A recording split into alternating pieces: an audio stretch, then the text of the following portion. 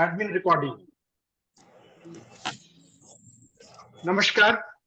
ज्ञानोत्सव की वेबिनार श्रृंखला कुछ दिनों के अंतराल के बाद फिर शुरू हो रही है और इस वेबिनार में हम लोग के साथ हैं डॉक्टर अनामिका प्रियदर्शनी। अनामिका प्रियदर्शनी ने कॉर्नेल यूनिवर्सिटी से मास्टर्स किया है और buffalo New York university, buffalo state university New York buffalo से अपना पीएचडी किया है। ये डेवलपमेंट स्टडीज में काफी इन्होंने काम किया है, आईसीएसआर के प्रोजेक्ट्स किए हैं, बिल मिलिंदा गेट्स फाउंडेशन के साथ काम किया है और खास तौर से जेंडर स्टडीज में इनका काफी दखल है। तो आज हम इनसे सुनने जा रहे हैं कि किस तरह से महिलाएं अपना समय एलोकेट करती हैं और किस तरह से उनके एजुकेशन और वर्क का प्रभाव पड़ता है, काम पर, नौकरियों पर इसका प्रभाव पड़ता है। Gendered pattern of time use and its impact on girls education and work preparedness evidence from Bihar. आइए अनामिका प्रियदर्शनी जी का हम स्वागत करते हैं और वो अपनी इच्छित भाषा में जैसे भी चाहे आज के सेमिनार को संबोधित कर सकते हैं। स्वागत है अनामिका जी। धन्यवाद प्रदीप जी। सबसे पहले तो मैं सबसे माफी मांगती हूँ, नया लैपटॉप है मेरा और मुझे एहसास नहीं रहा कि काफी कुछ डाउनलोड नहीं हुआ है, तो I am really sorry about that. I am feeling terribly bad that it's 10 minutes delayed, but anyway we should start as soon as possible. आप अपने फोन को सिर्फ स्टेबल कर लीजिए, फोन को स्टेबल कर लीजिए, हाथ में नहीं रखिए। उसको किसी चीज पे स्टेबल कर लीजिए। हाँ बस, ताकि वो शुरू कीजिए। आप लोग मेरे लिए रुके, आप लोगों ने मेरी प्रतीक्षा इतने देर तक की, मैं बड़ा कृतज्ञ हूँ। चलिए जी, लेट्स स्टार्ट। ओके। तो जैसा प्रदीप जी ने बताया, ये जो स्टडी है मेरी जिसके बारे में मैं बात करने जा रही हूँ, this is basically about gender time use pattern and its impact on girls' education and work preparedness in Bihar. Can we go to the next slide, please? अगर प्रदीप जी दिखा रहे हैं तो, अदरवाइज मैं ऐसे ही बोल। ओके, तो पहले तो मैं ये बताना चाहूंगी कि this study is it does talk about gender time use pattern and its impact on girls' education, but the study was done not specifically on gender time use pattern. It was basically done on next slide पे जा सकते हैं Pradeep ji. Child marriage पे हमने एक study की थी 2021 में, और जो कॉन्टेक्स्ट था स्टडी का वो ये था कि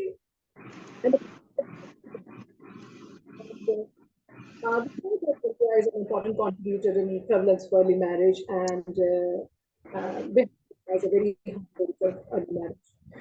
Despite all efforts, even now. Earphone लगा सकती हैं क्या? आपकी आवाज कट रही है, ईयरफोन और माइक से बोलिए।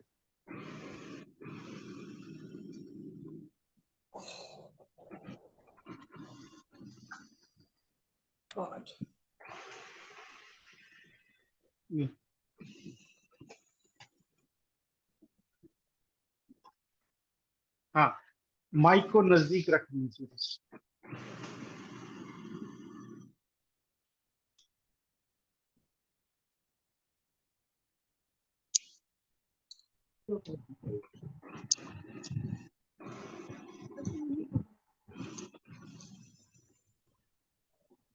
हेलो जी, ये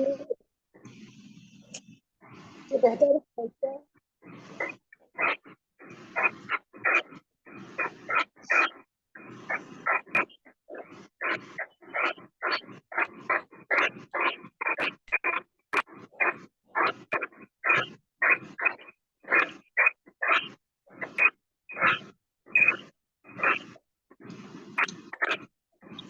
Please mute. Everyone should mute. Admin, please mute. Is it better? Yes, it's better. Let's start.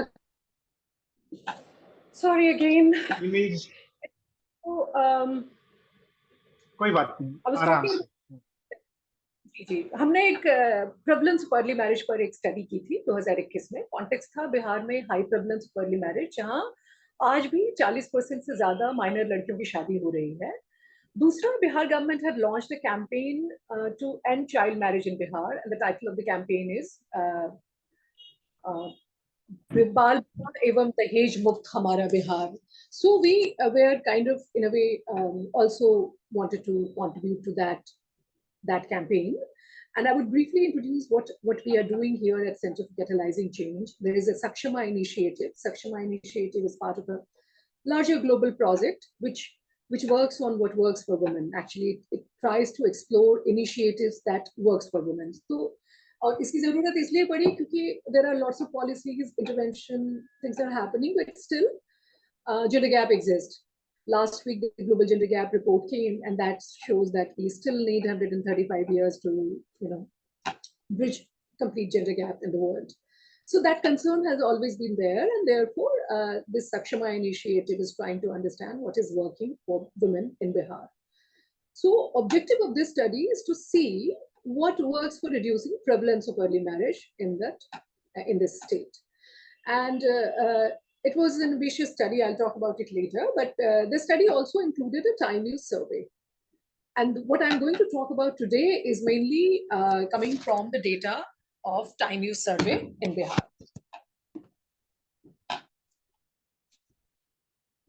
So when we talk about time use survey, why it is significant, this paper is trying to highlight the association between gendered pattern of time use and time poverty for girls and women, and how this association is manifested in countries alarmingly low female workforce participation rate. Can we go to the next slide, please? So India has historically had a very low female workforce participation. And if you look at this slide, this is by ILO between 1990 and 2019. It shows that it was really low, around 30% in the decade of 90s, and then there was slight increase between 99 and 2005. And then we see again somewhat steep decline, I would say, till 2012. And then again, it's somewhat stable between 22 to 24%. So still it's alarmingly low. Can we go to the next slide, please, Pradeepji? So this is the trend, but again, we see during COVID in 2020, the workforce participation of female workforce participation in India has increased. It has, in 2020, it reached almost around 30%, and even now it's little less than 30%. So there are evidence, economists like Santosh Mehrotra and others have been talking about that, how female labor force participation rate increases in time of crisis, even if it is low. For example, we saw agrarian crisis period was acute in kind of acute nature between 1999 and 2005, and then to supplement the family income, women had joined the workforce. But then we see a high growth period between 2004 and 12, and then during that period, women withdrew from the workforce. Santosh Mehrotra analyzes a PLFS and SSO data, and he says that about 30% of increase during this period, increase in female labor force participation during this period, was because rural women were joining workforce as self-employed agricultural labor. But then during the growth period, they quit labor force, agrarian labor force, without joining the non-farm production. One would assume that, okay, they are out of the agricultural work, then maybe they are joining the non-farm production, but they were not in any of these cases. And then we see decline in workforce participation. Can we go to the next slide, please? So there are lots of argument around, there are many theories about why labor force participation is low in India. In the last decade, especially in the last 15 years, there are a lot of theories, and many economists argued that improving economic condition or rise in household income makes realization of conventional division of labor possible. And there is a tendency to withdraw women from the workforce because होता है ना, हम इतना कमा लेते हैं, जरूरत नहीं है हमारे घर की औरतों को बाहर जाने का या काम करने का, जो स्टेटस सिंबल है, जो जेंडर है, उसको आप रियलाइज कर पाते हैं. Then in the last 10-15 years, we are also seeing rise in unemployment and what we call the jobless growth. So in this context, what is happening, that men are entering into work that were traditionally considered feminized work or women's work, like home-based work, which were predominantly led by women workers. But now men are entering into those work, and women are being pushed out of it. What women are doing, even if they are into that sector, they are pushed in the kind of work which cannot be measured and therefore not be remunerated. Then third theory is that we have witnessed a shrinking gender education gap. Gender education gap has shrinked. More women are enrolled in educational institutions, and because women are going to schools and colleges, they are withdrawing from the workforce. Then finally, there is a lot, many literature on this, that workplace or the public space has been oppressive, intimidative, insensitive, and therefore women are not encouraged to join the workforce. And it could be, lack of childcare facility, sexual harassment workplace, harassment in public place, lots of things. And above all, there is lack of economic opportunities for women also. Can we go to the next slide, please? Next slide, please. Yeah, thank you. So, as I said, this improving economic condition argument and rise in young women's enrollment in educational institutions, these two arguments were quite prominent, and these two arguments were referred as key reasons behind low female workforce participation in India. But then, proportion of young women who are not in education, employment, or training, which is called NEET, have been alarmingly high even in the last decade. In 2000, it was 60%. And it hovered between 56 and 60%. In the last 2 years, there has been decline in proportion of those women who are not in agriculture, employment, or training, or NEET. So NEET women's proportion has declined in the past 2 years, but still it's high at 52%. And there's a huge gender gap, because little over 15% young men are NEET population, whereas in case of women, it's about 52%. So most young women in the country are neither engaged in employment nor in education or training. Can we go to the next slide, please? So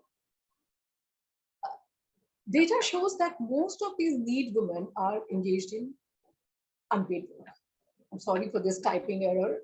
It's not either, it's engaged in unpaid work. And now this unpaid work could be unpaid domestic and care work. It could also be the work done for the family or household production unit or business, in which women's work is not measured and not remunerated. And why this argument is kind of valid is because in 2019, the first time use data was released. First time use survey was conducted by NSSO, and the data was released in 2019. This data shows alarmingly wide gender gap and acute time poverty for women and girls in the country. It shows that women on an average spend 352 minutes per day on unpaid work. Now, if you look at how much time men are spending on unpaid work, it's only 52 minutes, not even 1 hour. And if you look at the breakup of this data, it shows that most of the unpaid work done by women is for others, whereas in case of men, most of the unpaid work is done for themselves, for their care, for, let's say, for cooking for themselves, cleaning their clothes, or whatever. So for men, it's done for themselves. For women, it is done for others. Overall, women are spending 577% more time on unpaid work than men. And this is alarming. This is acute, and we cannot envision or imagine a society which is, without discontent or without, discrepancies. So overall, 84% women's working hours are spent on activities they do not get paid for. On the other hand, men are spending 80% of their time on the work that they get paid for. So this time use data suggests a strong association between time poverty for women and alarmingly wide NEET gender gap. There is also a striking gender gap in workforce participation rate. In India, latest report is saying that it's less than 30%, but in case of men, it is 81%. Next slide, please. Yeah. Now, if we look at Bihar, the situation is worse in Bihar, actually. In comparison to Indian average of women spending about 6.5 hours a day on unpaid domestic work, women in Bihar are spending 8 hours on such work. The state has lowest female workforce participation, and this 2022's PLFS data shows it's 6%, but 2018's data was showing it was less than 5%. For rural women, it was not even 3%. And unemployment rate in Bihar, especially in the age group of 15 to 29, which is young women, that is also 26% higher than the national average. So this was the context in which our study was conducted, prevalence of early marriage in Bihar. And that also highlights implications of time poverty for girls on their education, work preparedness. This study was conducted by, the study was titled Early Marriage in Bihar, Drivers for Changing Attitude and Reducing Prevalence. It was conducted in 12 districts of Bihar between January and September 2021. In total, 12,600 people participated in the study. These people comprised 4 categories of youth: married girls, unmarried girls, married boys, and married boys. And apart from these married girls and married boys, we also interviewed primary gatekeepers, or parents of children above 12 years of age. Apart from primary gatekeepers, we also interacted with secondary gatekeepers, who were community leaders like, Panchayati Raj institution members, SLG members, frontline workers, teachers, etc. Can we go to the next slide? Can we go to the next slide, please? Yeah, I will not spend much time on study objective because we are specifically talking about time use data here, but I can come back to it if it is needed. And since we have lost 10 minutes, so I'm moving to the next slide. Next slide, please. Next slide, please. So study was conducted in 12 districts, 36 blocks, and 360 villages. In 12 districts, we had selected 3 blocks, and that those blocks were it was like really rigorous sampling method.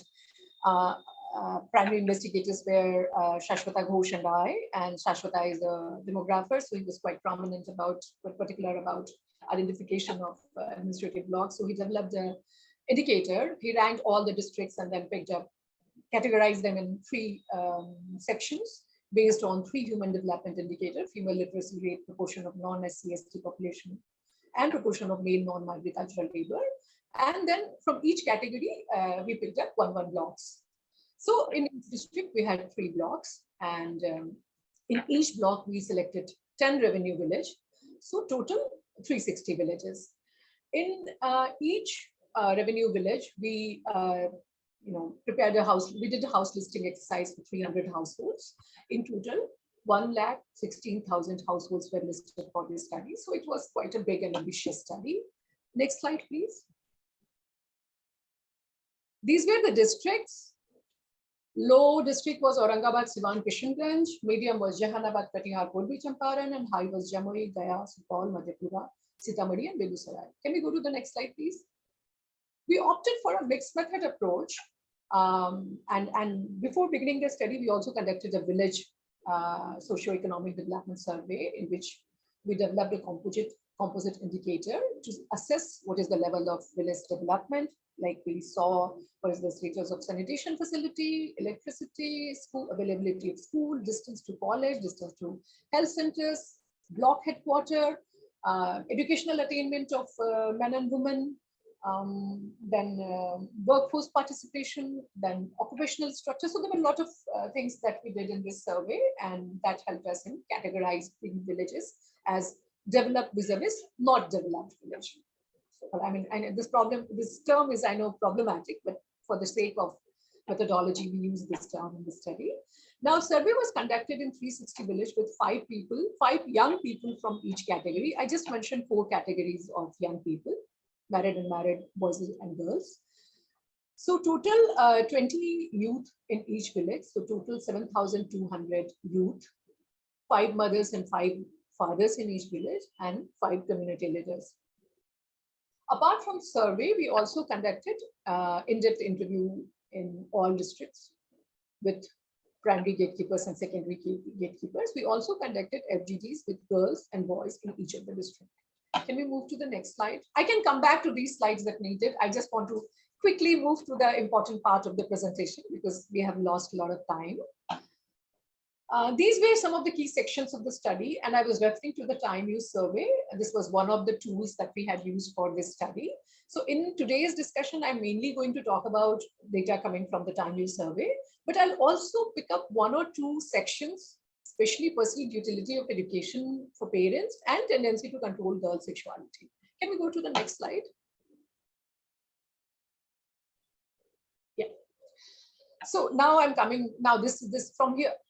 You can skip to these. I think I sent you the wrong slide. You can skip to these two slides.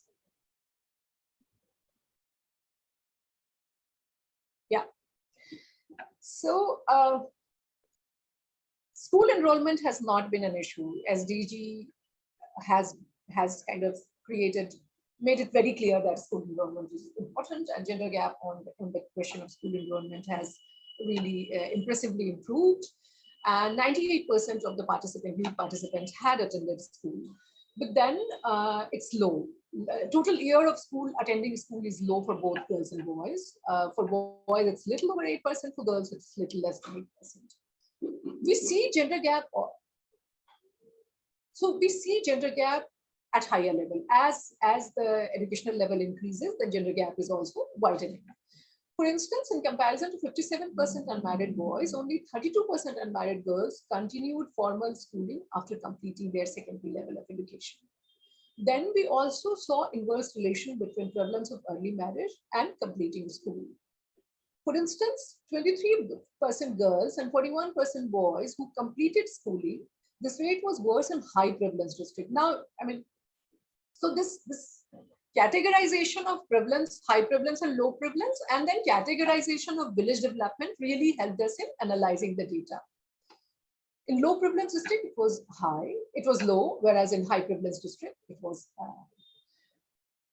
interestingly, when we discussed about a reason for dropping out, 1 in 3 girls cited that they do not find any value in education. And we are not surprised, because perceived utility of it, as the next slide will show, perceived utility of education is really low.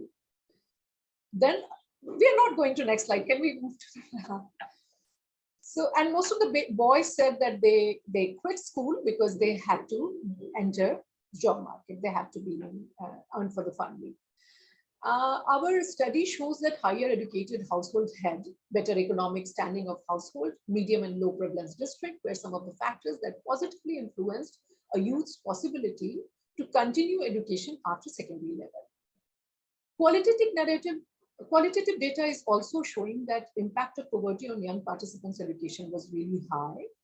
Most poor households were Muslim households in our research, and Maldahiya Muslims in bordering districts of Simhanchal, Kishanganj area.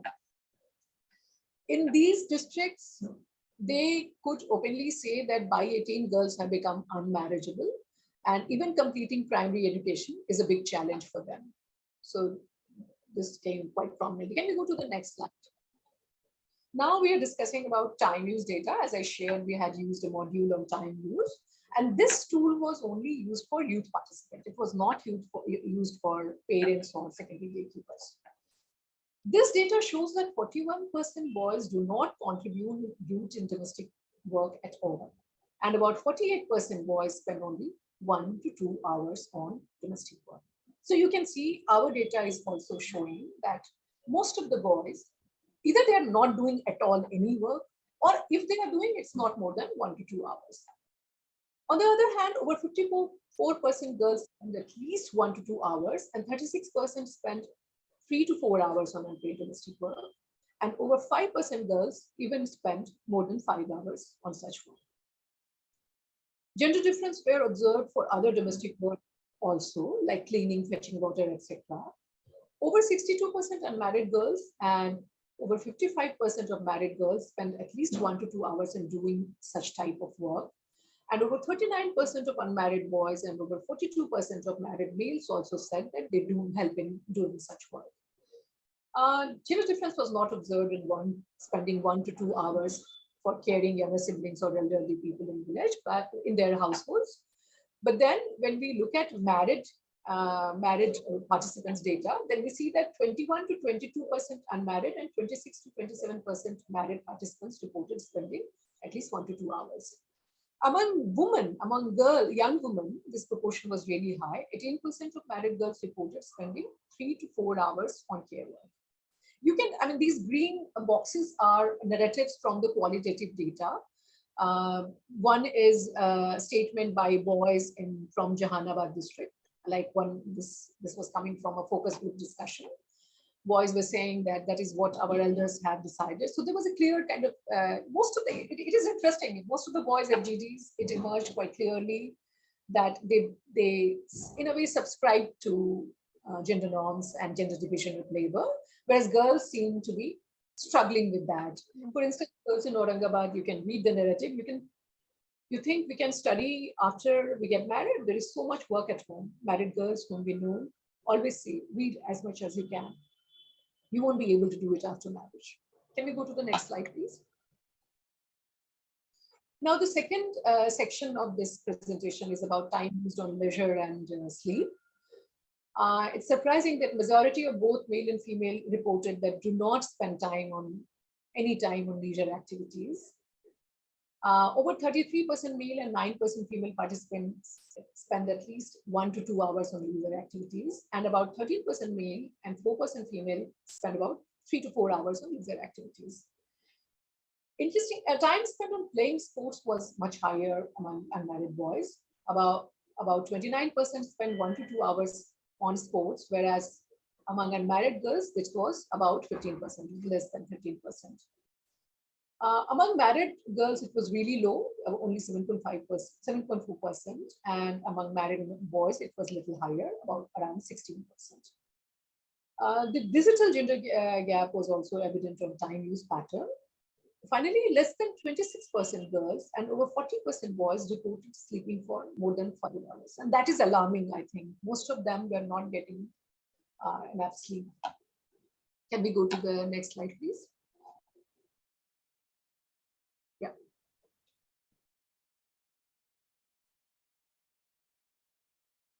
Yeah.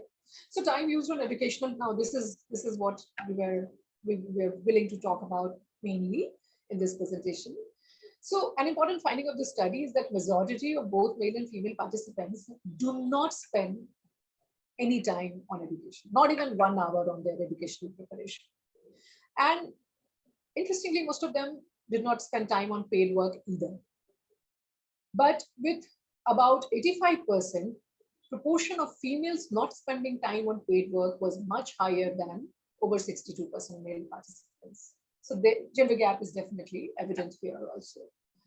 As against over 20% male, only a little over 12% female youth participants spend 3 to 4 hours on educational preparation, and proportion of men spending more than 5 hours on education was found over more than double of female participants. About 5% men spend more than 5 hours on educational preparation, and when we look at women, it was less than 2%.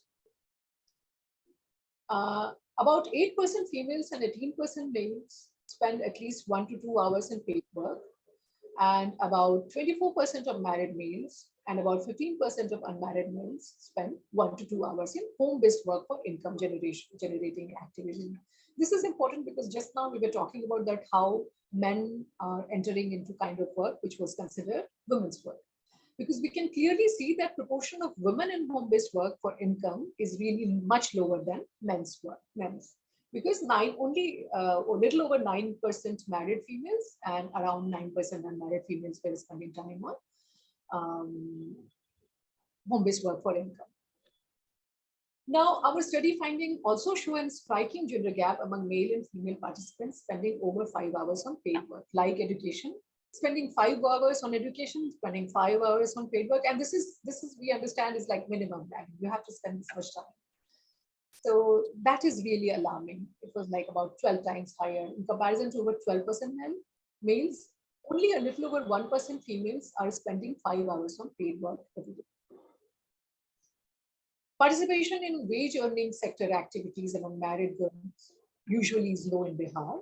But if we look at the segregation of this data, we found that married females from bottom asset quantile, from SC/ST community, from better developed village, and from high privileged district were spending more time on wage work or paid activities.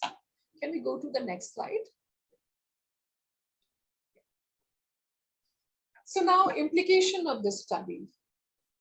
So, I mean, the NSSO data, the time use data is showing that it is heavily gendered, and our study is also kind of supplementing, seconding to it that yes, young people's time use pattern is heavily gendered, and the burden of unpaid domestic work is like, you know, largely falling about on young women and girls. And therefore, what is happening that they are struggling with time poverty. They are not getting enough time for work preparedness or to spend time on education. And I would here quote my experience of field interactions. I was interacting with Panchayat women leader and one very dynamic and very versatile, popular Panchayat women leader was talking about her roles and responsibilities. And I just asked, "Acha, घर के काम कौन देखते हैं? घर का काम तो घर का काम मैं नहीं करती हूँ, तो कौन करता है? लड़की करती है। कितनी बड़ी है? 17 साल की है।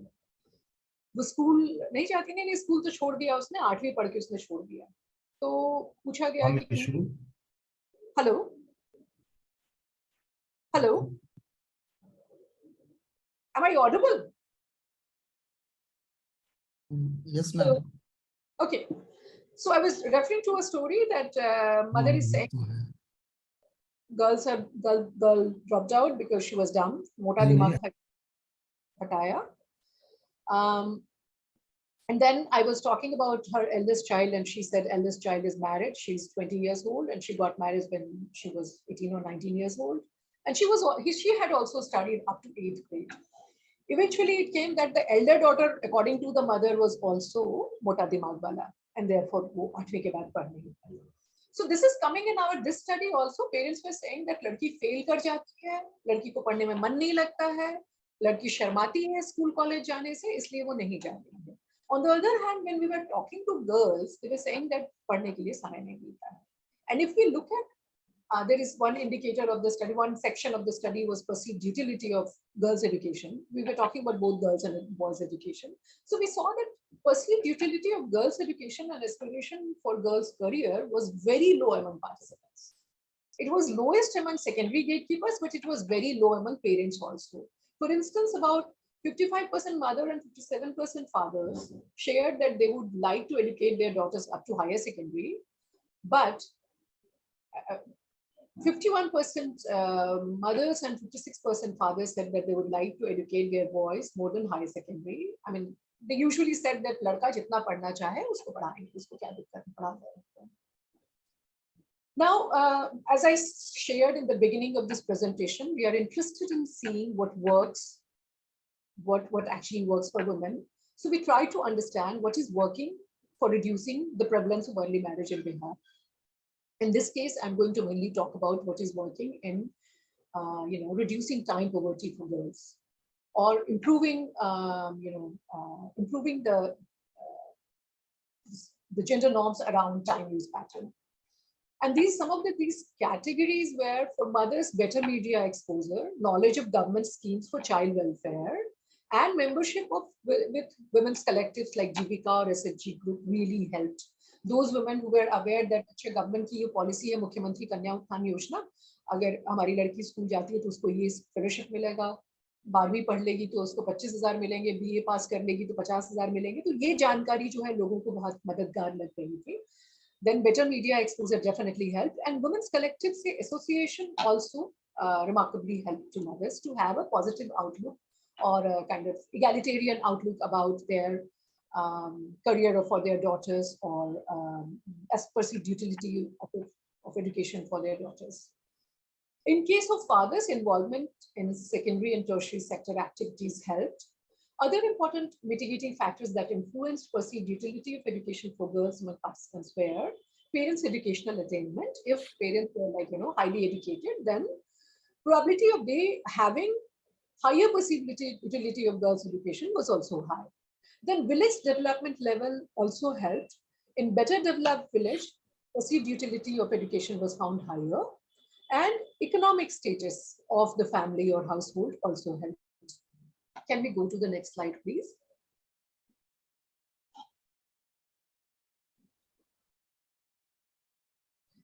So we just try to understand why perceived utility of education is so low for girls. One, this data, I mean, we know there are lots of theory, but what this study is. Hello. Hello. Hello, hello. Am I audible? Pradeepji, am I audible? Okay, okay. Because hello, so I thought maybe there is some disturbance. So societal pressure was referred as kind of a dominant factor behind, not delaying Maria, 15 August के लिए. having low perceived utility. Admin, please mute others. Admin, please mute others. Anyway, so societal pressure was found. Perceived utility of education was found lowest among secondary gatekeepers, as I shared. And parents were also sharing that how हम तो delay कर देंगे, लेकिन मेरा decision मेरे से नहीं होगा, मेरे समाज परिवार से. Like I am reading one quote, my decision is affected by my community. My daughter is not ready, but my wife is insisting. Daughter wants to study, but I have 5 daughters. How will I manage if I don't get them married one by one? She will get a good groom anyways. तो लोग अपने आप को logic और rationalise भी करते हैं अपना डिसीजन कि क्यों उन्होंने ऐसा किया. तो एक जनरल अंडरस्टैंडिंग है कि जितनी जल्दी लड़की की शादी हो जाए उतना अच्छा है. और पॉल नैरेटिव में भी ये बहुत प्रोमिनेंटली आया है. दूसरा, lack of economic opportunities for girls and women, and this is striking because government of Bihar has ensured 35% reservation for women in government jobs. Then if you go to rural Bihar, you can see women professionals are visible, evidently visible in rural Bihar in form of teachers, GBK members, frontline workers. There are like lots of avenues for women in rural Bihar and they are evident. Still, education was not in many cases helping girls in getting, like many participants quoted that this person is educated. Somebody was saying that there is one girl in my neighborhood, she has a master's, but she is not able to find a job. So they are not creating good role models.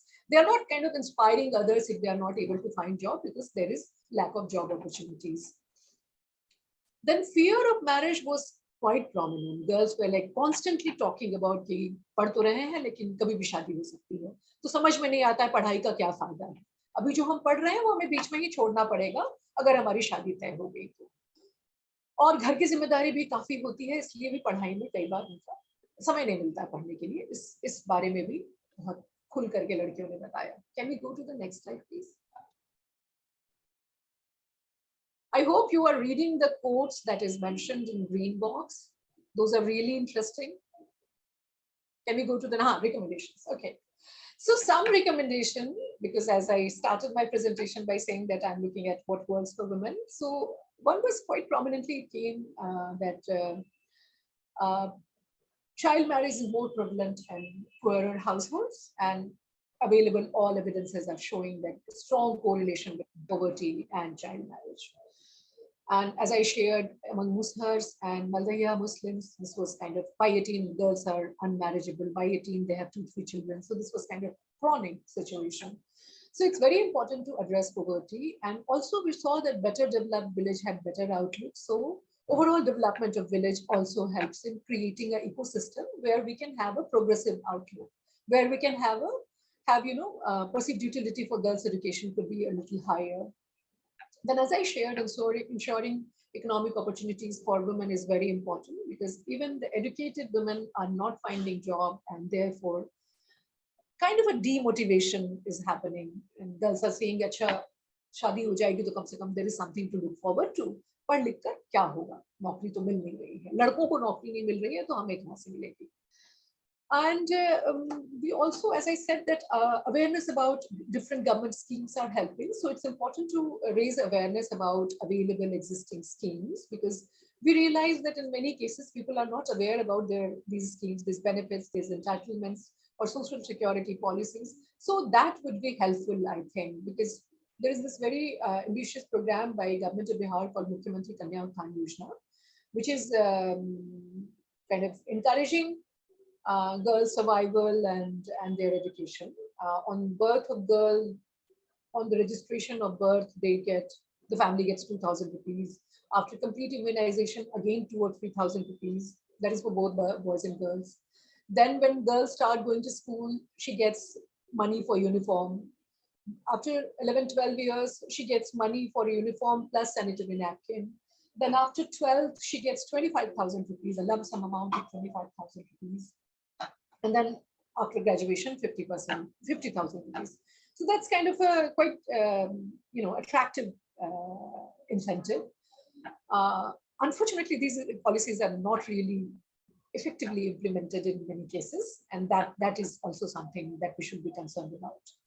Then, as I shared in previous slides, association with women's collective is quite empowering for women, and it is helping them, and it's helping them in better exposure, better outlook. So that would be helpful. Strengthening women's collective would be very helpful. And these collectives could also be considered as a space where we can talk about, because right now there is a lot of emphasis about economic empowerment of women.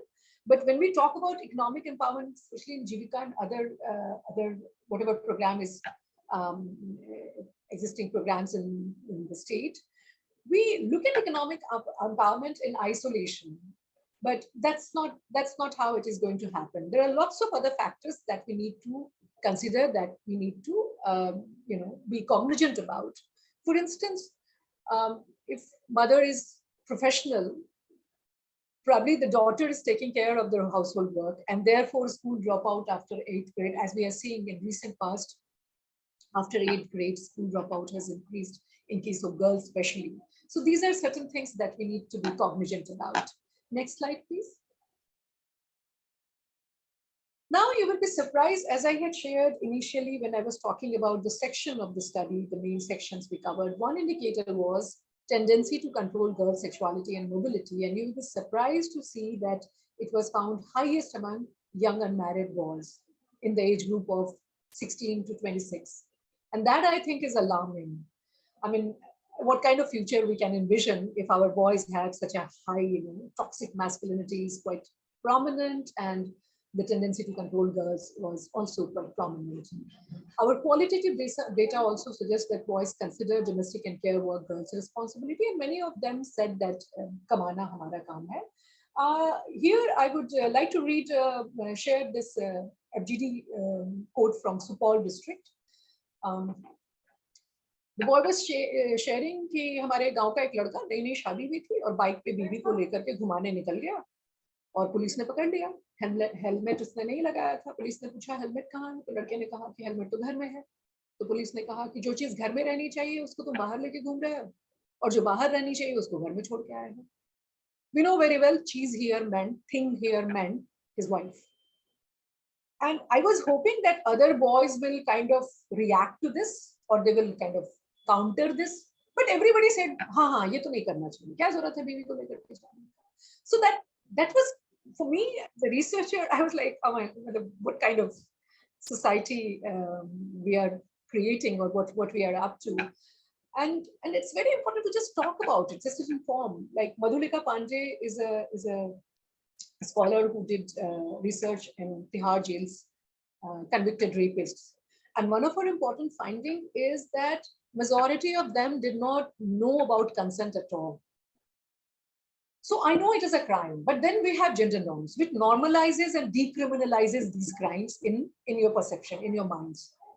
So if you are not informed, then how could you think of having a progressive outlook? So I think there is a strong need to work with boys, young men and boys, and promote positive masculinity among them, sensitize them about time poverty for girls, and also share about pleasure of sharing the domestic burden. Then definitely building their platforms and networks, because our data is showing that secondary gatekeepers were they had lowest perceived utility, and they had more stringent, their kind of perseverance towards stringent gender norms was quite prominent. So it would be helpful if we create a platform of community leaders and sensitize them to act on these matters, educate them, sensitize them, because it's very, very, very important to sensitize the community about acute time poverty for girls. If women are spending 377% more time than men on domestic work, then this is alarming. And this is something we should think about, talk about, and try to do something about. Thank you so much. I end here.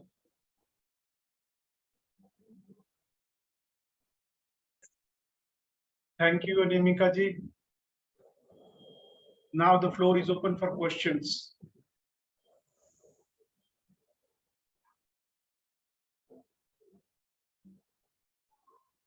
Floor is open to questions. Admin, remove the screen.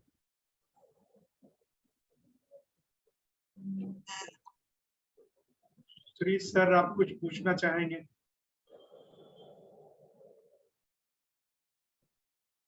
Unmute, unmute.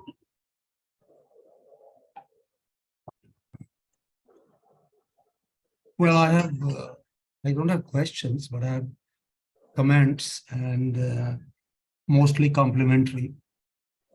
So should I not wait until others have shared their views?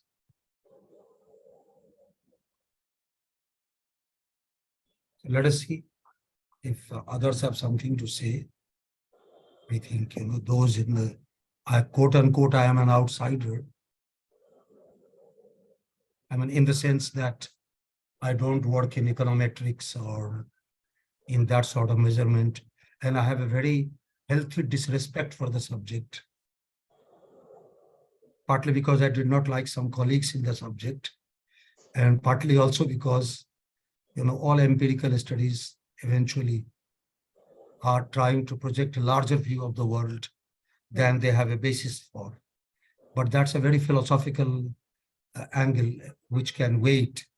Just now we must admire the kind of effort and the kind of question. I have been into questionnaire-based surveys. It's a tough thing, and to have done that in Bihar with so many people, Anamika ji, एक भारत रत्न तो आपका बनता ही है. मैं अगर राष्ट्रपति बना तो एक आपका भारत रत्न तो, अब मेरी मतलब कल तक द्रौपदी मुर्मू को पता नहीं था, तो इसलिए आप मुझ पर हंसिए मत. हो सकता है कि इसी तरह के मेरी ही तरह के लोगों को लोग राष्ट्रपति बनाते हैं, जो अज्ञात है, कुछ बोलता बोलता नहीं है. तो मैं कोशिश करूंगा कि एक आपको पद्म भूषण पद्मश्री तो मिले ही.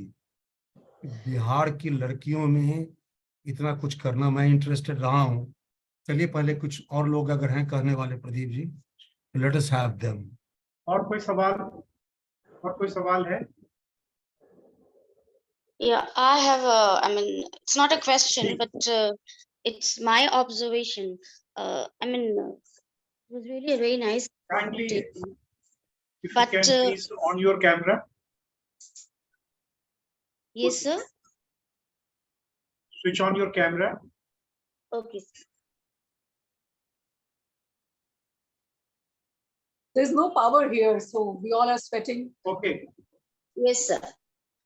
So I have a problem with the whole notion of this paid and unpaid work, because I perceive it as an agenda of sustaining this whole capitalist ideology, whereby we consider the unpaid work as demeaning or having a less value. And the kind of emphasis that is being put on the paid work, the importance of the paid work, and is also in a way is a manifestation of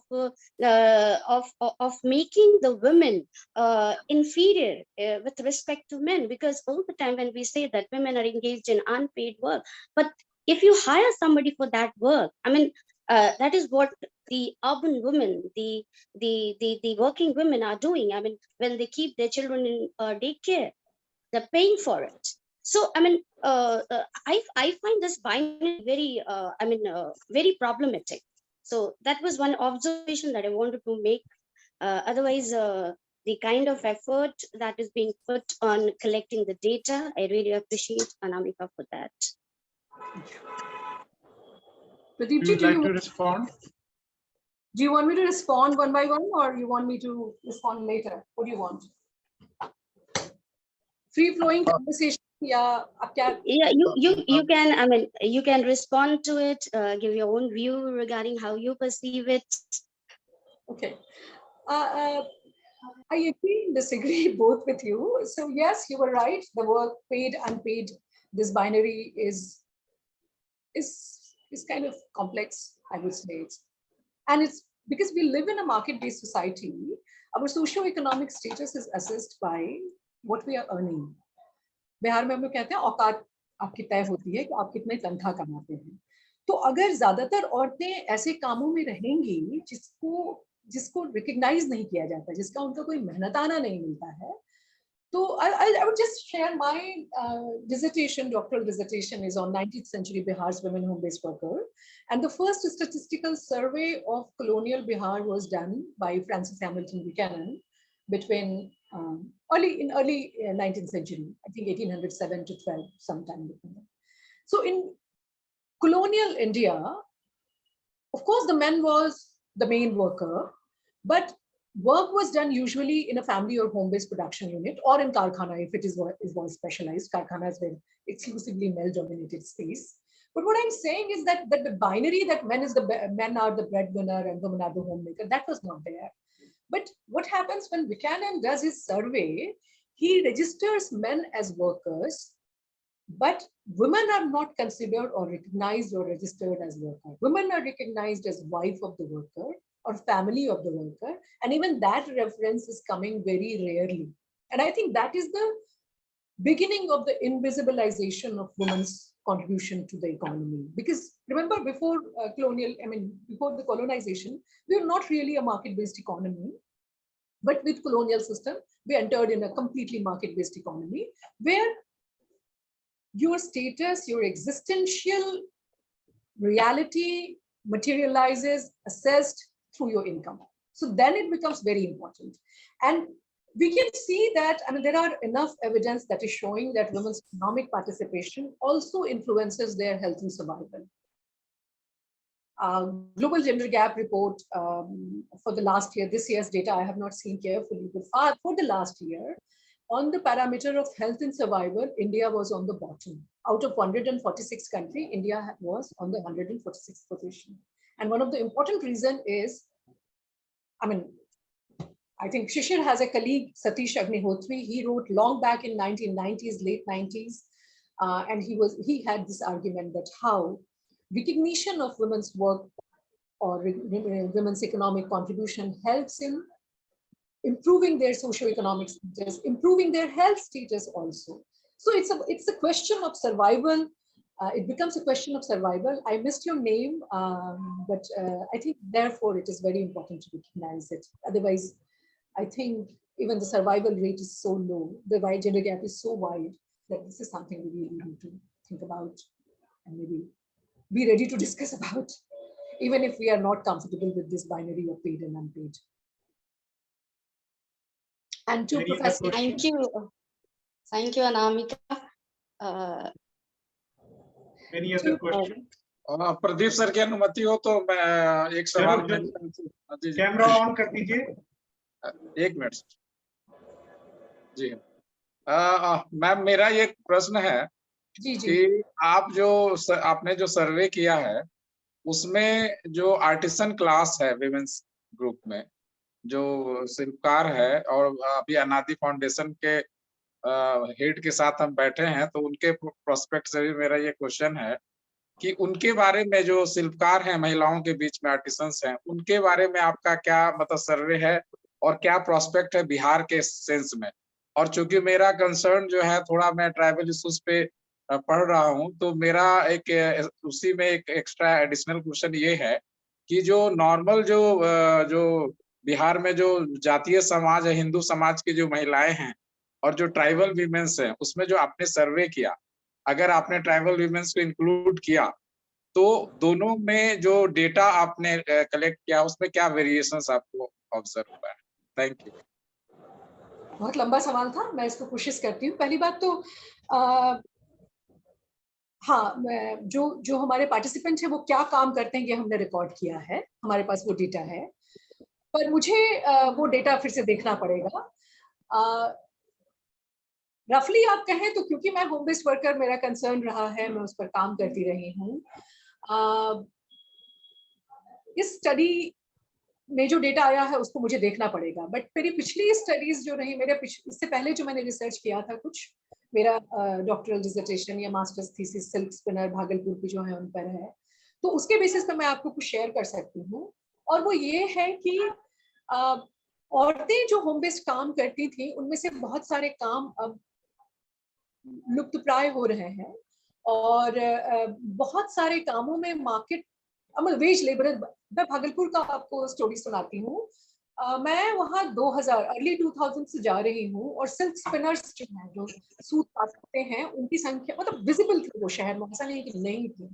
और जब मैं study कर रही थी 2005 में अपने MA thesis के लिए, तो ज्यादातर औरतों ने कहा कि हमारा जो काम है वो अब खतरे में है, क्योंकि बाजार में कोरिया और चाइना आ गया है, कोरिया आ गया है, चाइना आ गया है। कोरिया और चाइना से उनका मतलब था आर्टिफिशियली स्पन सिल्क, जो कोरिया और चाइना से इंपोर्ट हो रहा था।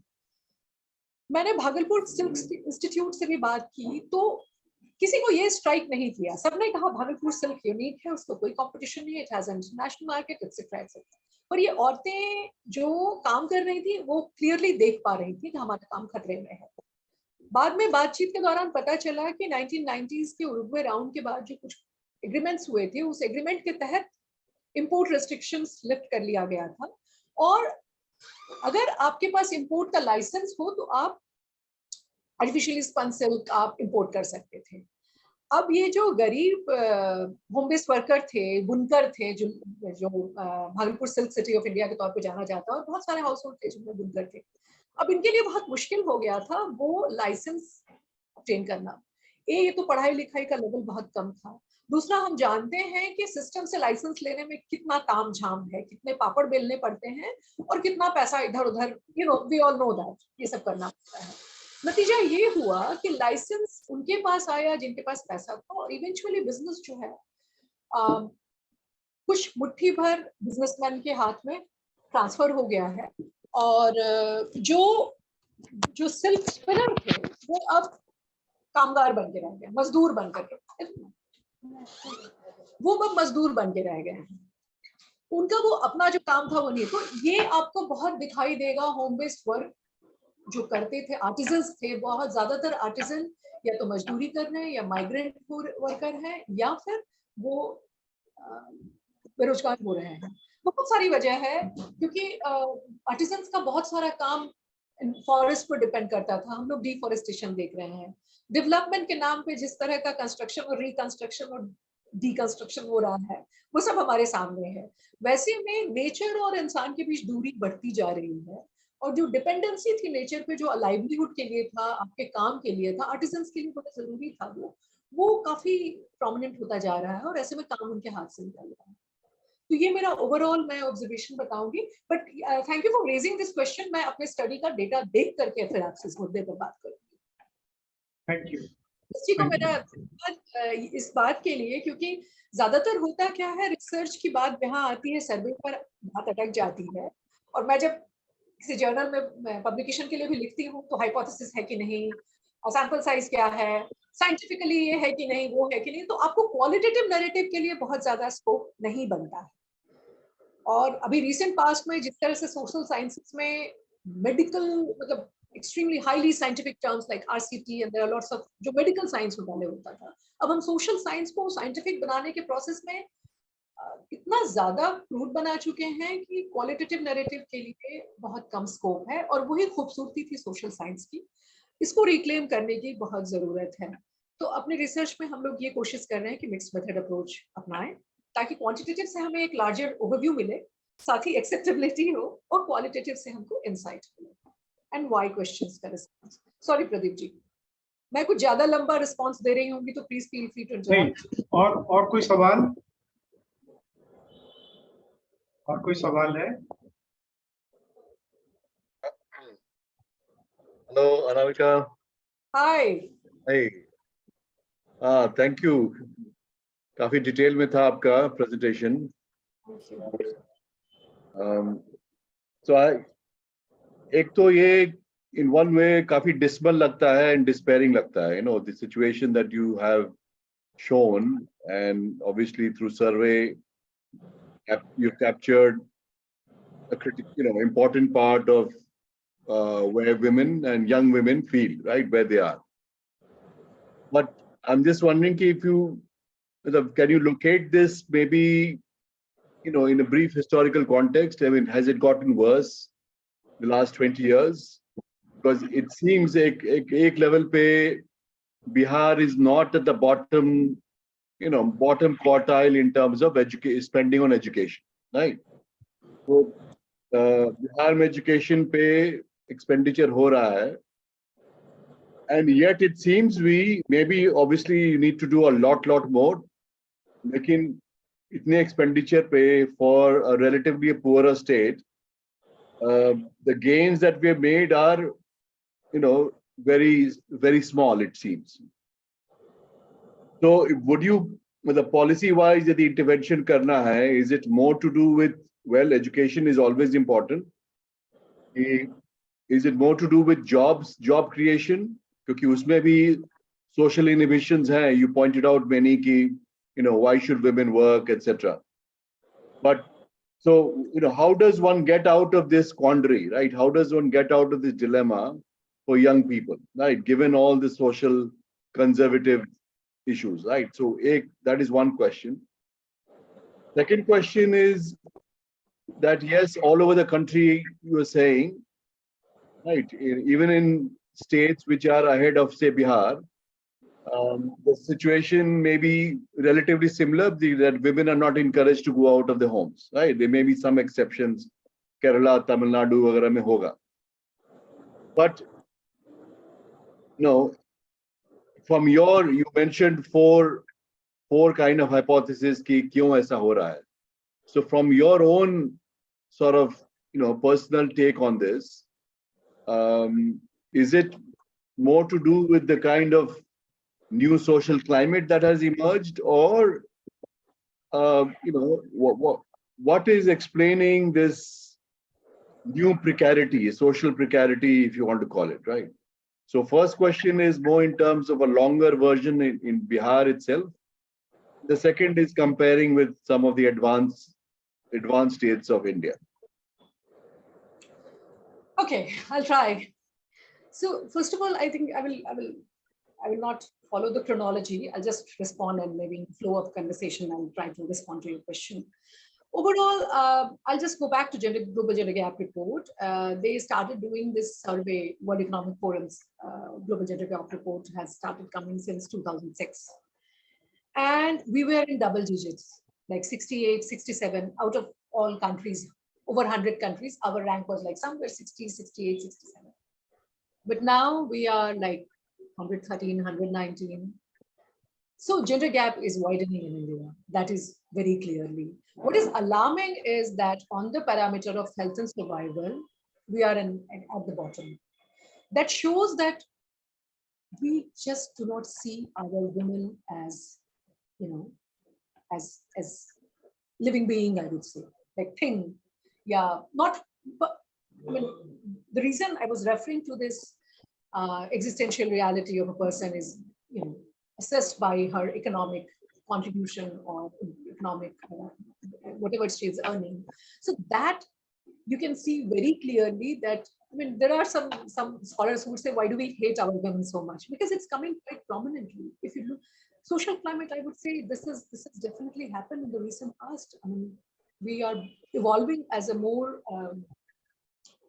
conservative society, I would say. I'm sorry, I'm not sure if I should be saying, but this is what our young men are saying. लड़की को क्या जरूरत है काम करने का, ये सब बातें, I mean, और ग्लोबल जेंडर गैप रिपोर्ट अगर दिखा रहा है कि हम डबल डिजिट में थे और अभी बढ़ गया है, तो there is something. Even if you look at female workforce participation, it was around 30% in 1990s. Now it is like अभी जाकर के कोविड क्राइसिस के समय ये ऊपर आकर के 30% हुआ, पर इस साल फिर वो 29% के आसपास चला गया है. So something definitely is happening, and so I would say, yeah, recognizing why it is important to recognize women's economic contribution, their social status is very important, because right now we are just not recognizing it. As a society, we are not, I would say. Now, in case of Bihar, this is, and even in India, what is very interesting about when we talk about global gender gap report, the paradox of South Asia is quite interesting. In terms of political participation, we are comparable to Western Europe. But when it comes to women's economic participation, we can be compared with countries in Middle East, where we have like quite stringent gender norms, where अपनी लड़की का honour killing करते हैं तो भी शायद वही fine देते हैं जो अब विदाउट सीट बेल्ट के ड्राइविंग करना, आज से कुछ साल पहले तक तो यही था यमन जैसे कंट्रीज में। तो वहाँ जो वर्कफोर्स पार्टिसिपेशन का सिचुएशन है करीब करीब वैसा हमको यहाँ देखने को मिलता है, और वो फाइनली हेल्थ एंड सर्वाइवल पे बहुत एक्यूट दिख रहा है। तो definitely things have deteriorated, gender gap has widened, it's fluctuating but still it is widened, I would say. Now coming to Bihar, you know, I always say that my next study is going to be on that, because in Bihar right now we have a whole generation of women professionals, especially in rural Bihar, because of Jivika and frontline workers. A lot of women are joining, becoming frontline workers. But if you look at what they are earning, it's like for ASHA, which are like quite popular health professional, for frontline worker, they are not paid. They get incentive for their work. So if you look at what they're getting, what is the remuneration, you see that it's very low. But then social and economic, social empowerment is happening, political empowerment is happening. Another thing is that Bihar, migration is increasing in Bihar, and one study by Somalde Desai in mid-2000 and this year by Kumar indicates that migration has a positive impact on women's political and social empowerment, but it has a negative impact on women's economic empowerment, because there is a tendency to withdraw women from the workforce. So that's bizarre and complex. And for me, if you ask me personally, I think it is very important to create scope for women to be involved in work, but to join workforce, to get paid, recognize their work, remunerate them. But equally important is to work on social norms, to promote positive social norms, because right now what we are seeing is it's a quite toxic situation. I don't know if I responded to your question, Sushil, but this is. Sure. The other part we can talk later is that comparison between India and some other states, like within Bihar and other states, but baad mein kar sakte hain. So now we can close. I think we have almost reached our limit of time. Thank you very much, Anamika. Thank you. Despite technical glitches, you could manage. We are really thankful to you for your presentation. We look forward to more participation in future whenever you do new projects. Thank you all. Thank you. Thank you so much, Professor Chaudhary, for this opportunity. And I sincerely apologize for this delay and all the technical glitch. Thank you.